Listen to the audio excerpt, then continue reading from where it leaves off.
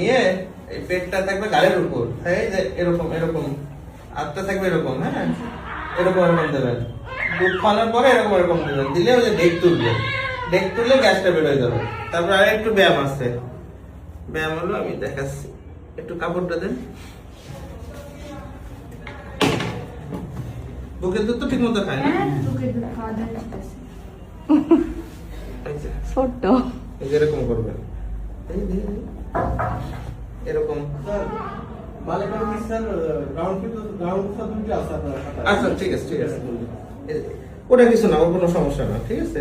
শোনেন, ওগুলো তো প্রিটার্ম, মানে মানে মানে ওর বয়স, আপনার পেটে ওর বয়স পূর্ণ হওয়ার আগেই হয়ে গেছে।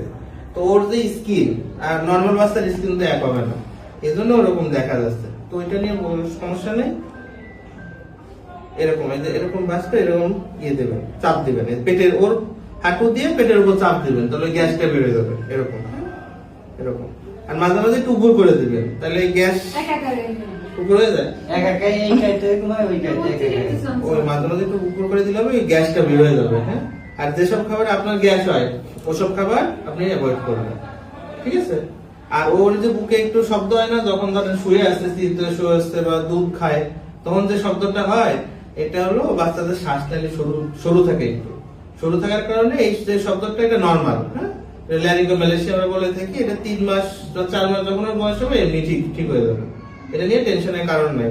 কিন্তু ওর মেইন বিষয়টা হলো যেহেতু ওজন কম হয়েছে, মানে পুষ্ট আর আগে হয়ে গেছে, হ্যাঁ, সেই জন্য ওকে কিছু ভিটামিন আমি লিখে দিচ্ছি, ভিটামিন খাওয়াবেন। 6 মাস পর্যন্ত মায়ের যে অ্যান্টিবডি আছে শরীরে, হামের, সেই অ্যান্টিবডি বাচ্চার শরীরে রয়ে যায়। এই জন্য 6 মাস পর্যন্ত সাধারণত হাম হয় না। আর হাম হইলে জ্বর থাকতো, জ্বর থাকার সাধারণত 3 থেকে 4 দিন পর থেকে র্যাশ ওঠে। ওর তো এরকম কিছু নাই। ওর মেইন হলো বুকের দুধ যাতে ঠিক মতো পায়, এই খেয়ালটা রাখবেন, ঠিক আছে।